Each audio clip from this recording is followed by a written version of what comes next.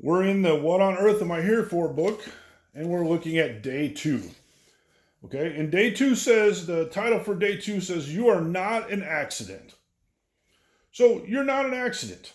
Your birth was no mistake or mishap, and your life is no fluke of nature. Your parents may not have planned you, but God did. He was not at all surprised by your birth. In fact, he expected it. Long before you were conceived by your parents, you were conceived in the mind of God. He thought of you first. It is not fate, nor chance, nor luck, nor coincidence that you are breathing at this very moment. You are alive because God wanted to create you. The Bible says the Lord will fulfill his purpose for me. Okay?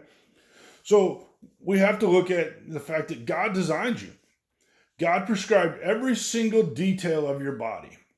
Your race, your color of your skin, your hair, etc. Oh, I wish I had brown eyes instead of blue eyes. Really? Did God make a mistake? No.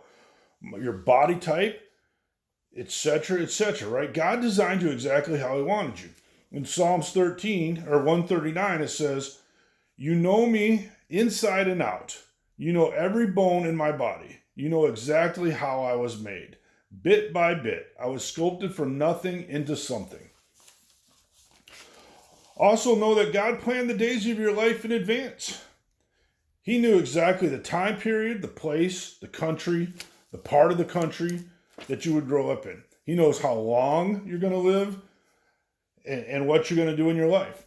And again, in Psalms 139, it says, You saw me before I was born and scheduled each day of my life before I began to breathe. Every day was recorded in your book. God also decided how you would be born. To what parents? He knew exactly what DNA you needed and gave you the exact parents you needed. You say, oh, but I don't really like my dad, or my mom, has this problem. God knew all that. He knew that way before you did. And that's exactly what he wanted. So, well, my life isn't great. The circumstances where, God knew and God decided how you would be born, to what parents, the circumstances, etc.